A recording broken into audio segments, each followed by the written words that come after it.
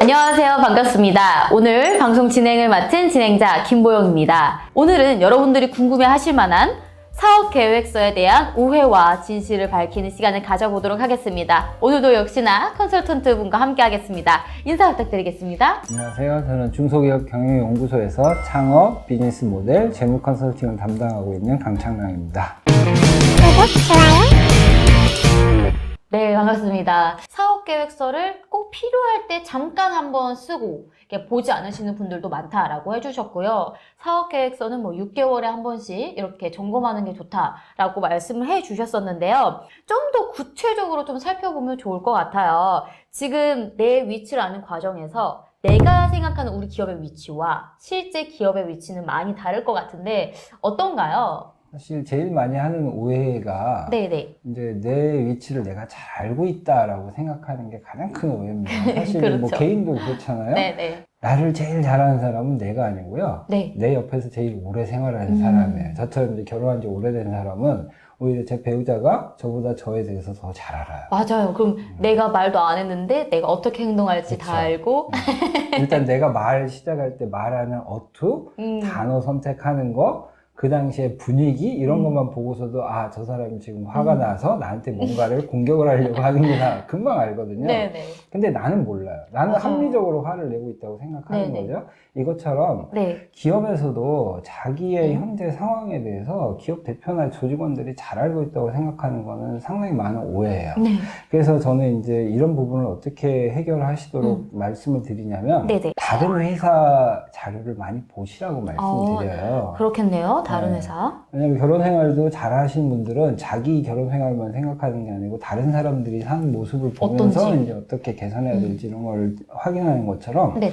다른 회사의 사업 계획서들을 좀 많이 보실 거를 권해드려요. 그 이유는 뭐냐면 네네. 특히 많은 회사가 자기 강점이라고 생각하는 부분들을 이제 점점 더 강화시키는 쪽으로 이렇게 전략을 세우시는데 이 강점이라고 내세우는 게 강점이 아닌 경우가 많아요. 오히려 약점인데도 강점이라고 생각하고 그 부분을 뭐 집중적으로 강화하겠다 이러시는 분들도 계세요. 그럼 구체적으로 예를 네. 든다면 제일 많은 게 네. 중소기업은 직원 수가 적잖아요. 네네. 그러니까 그 중소기업 대표님들하고 가서 이렇게 스와트 분석하면서 강점을 한번 적어보세요. 그러면 거기에 우리는 조직 규모가 적어서 의사소통이 빠르다. 아. 물론 대기업보단 빠르겠죠. 네네. 근데 그 빠른 게 꼭 중요한 건 아니잖아요. 네. 그 강점이 아닐 수도 있어요. 왜냐하면 대표나 일부 사람들이 잠깐 생각한 거 가지고 어떤 결정을 내리면 잘못된 결정을 내릴 가능성이 그만큼 높아지잖아요. 네네. 그렇기 때문에 그게 강점이라고 생각하시면 안 되고 사실은 약점일 수도 있어요. 아, 그렇겠네요. 근데 그걸 강점이라고 막 써요. 그래서 어디 가서도 우리는 의사결정이 자랑하고. 빠릅니다 막 이러세요. 근데 이제 예를 들면 이 대표님은 기술자 출신인데 마케팅을 하기 위한 마케팅 홍보에 관련된 회의를 했어요. 네. 의사결정 빠르시겠죠? 네. 몇 명하고 회의했으니까. 근데 의사결정 빠른 게 이분은 광고 전문가가 아니신데 여기에 대해서 의사결정을 빨리 하면 제대로 되는 게 안 나올 확률이 높죠. 맞아요. 저도 다양한 그 광고 마케팅을 접한 경험이 많은데요.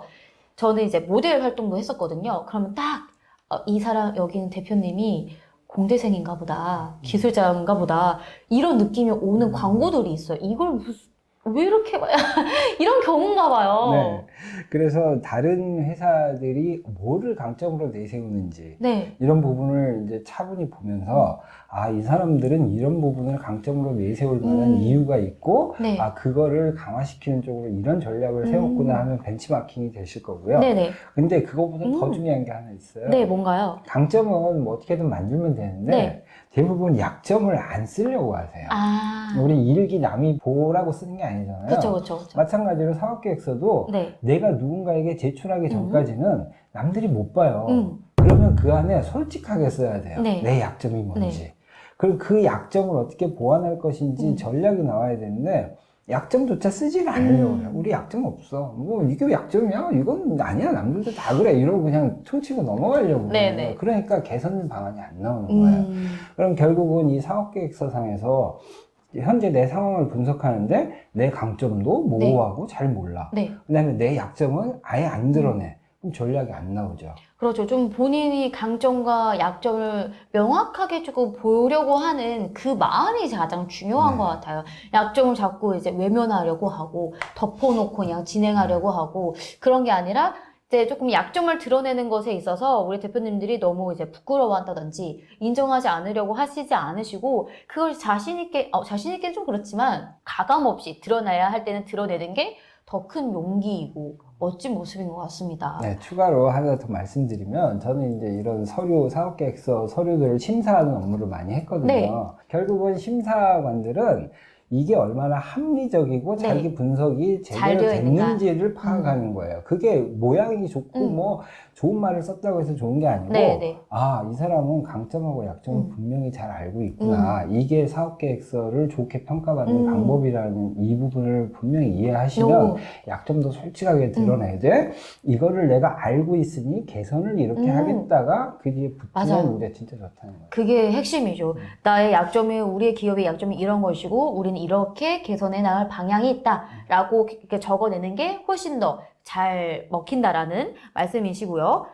또 달성하고자 하는 목표에 관해서도 많은 오해가 있다고 들었습니다. 네. 어떤 오해들이 있을까요? 자꾸 목표는 클수록 좋다는 오해를 하세요. 네. 그래서 남들이 사업계획서를 좋게 봐주려면 아, 목표가 커야 되겠지. 사실은 목표는 자기가 도달할 수 있는 걸 설정해 놓고 가야 되잖아요. 네. 예를 들면 이제 뭐 수능 시즌이고 하니까 모든 학생들이 다 서울대 가고 싶겠죠. 그럴 수 근데 있죠. 자기 네. 현 상황을 제대로 분석을 안 하고 나는 무조건 서울대 갈 거야 이렇게 말은 할 수 있으나 네. 실제로 그렇게 말하면 아 쟤는 갈 수 있을 거야 라고 믿는 사람이 몇 명이나 될까 이게 중요하겠죠. 그렇죠. 결국 사업계획서상의 목표도 크게 잡는다고 좋은 게 아니고 네네. 자기가 도달 가능한 목표를 네네. 잡아야 된다. 근데 이거를 오해를 하셔가지고 자꾸 좋게 크게 잡으시려고 하는 게 이제 큰 오해고요. 네네. 그 다음에 이제 한 가지 실제 사례로 좀 팁을 드리자면 네. 그래서 앞에서 내 위치를 파악할 때 시장 분석이라는 걸 네. 하게 돼 있어요. 네네.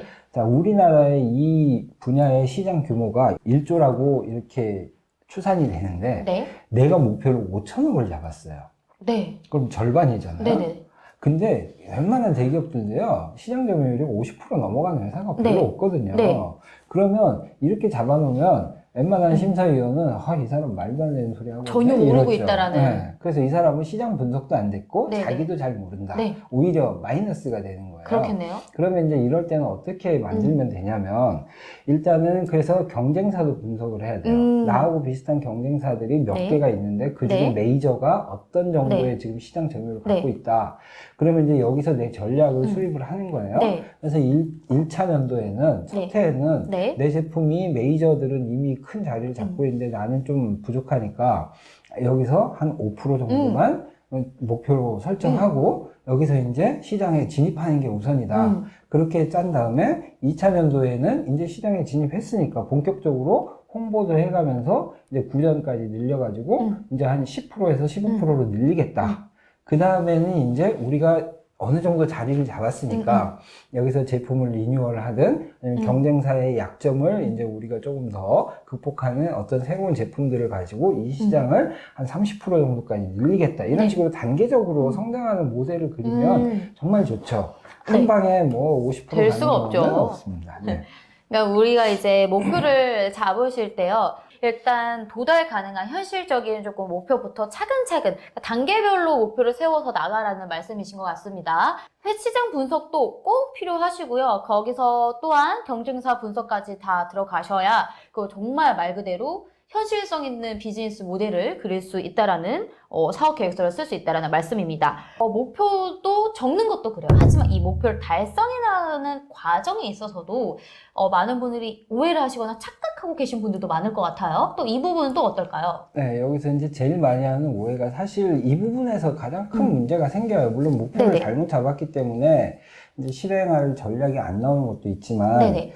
대부분은 이 달성 방안을 그냥 만들어 놓으면 되겠지라는 막연한 생각으로 만들기만 하세요. 만들기만. 네, 그러니까 만들기만 했다고 해서 그게 실행이 되는 게 아니잖아요. 네네네. 결국은 조직원들도 그렇고 네. 다른 뭐 사업계획서 평가하는 사람들한테도 그렇고 신뢰를 주지 못하는 이런 것들을 이제 전략이라고 만들어 놓고 있으면 오히려 네. 마이너스다. 네. 그러면 이제 어떻게 이걸 해결해야 네. 되냐면 이제 자기 분석하고 연결을 해야 된다고 말씀드렸잖아요. 네. 그래서 그 잘된 사업계획서의 예를 뭘로 설명할 수 있냐면 지금 또 이제 국회 같은 경우에 예산 시즌이니까 네.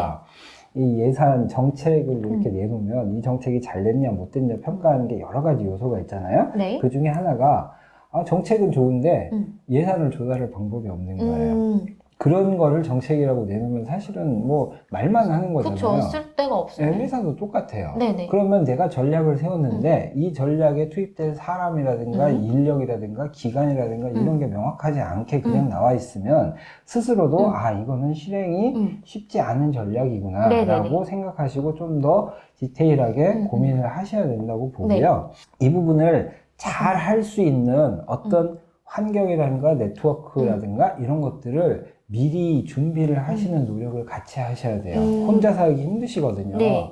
그래서 특히 사업계획서 쓰실 때는 네. 내부적으로 초안 작성하시고 뭐 이런 건 좋지만 네. 가능하면 전문적인 분들하고 같이 상의하셔가지고 그거를 다듬으면서 글자로 숫자로 나와 있는 목표나 실행 방법이 아니고 네. 실제로 우리 조직에서 실행해가지고 효과를 볼 수 있는 것들로 하나씩 만들어 나가야 된다.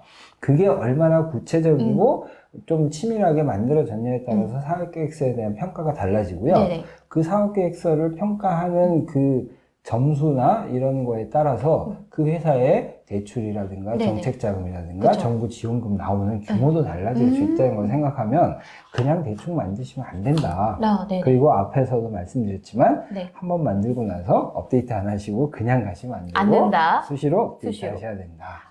네, 좋습니다. 확실히 지난 시간보다는 조금 더 깊은 이야기를 나눠본 것 같아요. 그래서 지난 시간에는 사업 계획서를 왜 해야 되는지, 어떻게 잘못 관리하고 계시는지에 대한 이야기를 나눴다면, 이걸 사업 계획서를 어떻게 써보면 좋을지를 조금 더 구체적인 이야기를 보는 시간이었던 것 같습니다. 그래서 우리 많은 대표님들이 사업 계획서를 만들기만 하시는 게 아니라 진짜로 내가 이 사업 계획서대로 기업 운영한다라는 생각으로 구체적이고 현실감 있게 좀 잘 작성하시길 바라겠고요. 혼자 하시는 게 어려우실 거예요. 혼자 하신다면 어려우시니까 주변에 도움도 받아보시고 저희 컨설턴트의 도움을 받아보시는 것도 추천을 드리도록 하겠습니다. 자, 저희가 다음 시간에도 또 유익한 시간으로 돌아오도록 하겠는데요. 오늘은 여기서 마치도록 하겠습니다. 감사합니다. 감사합니다.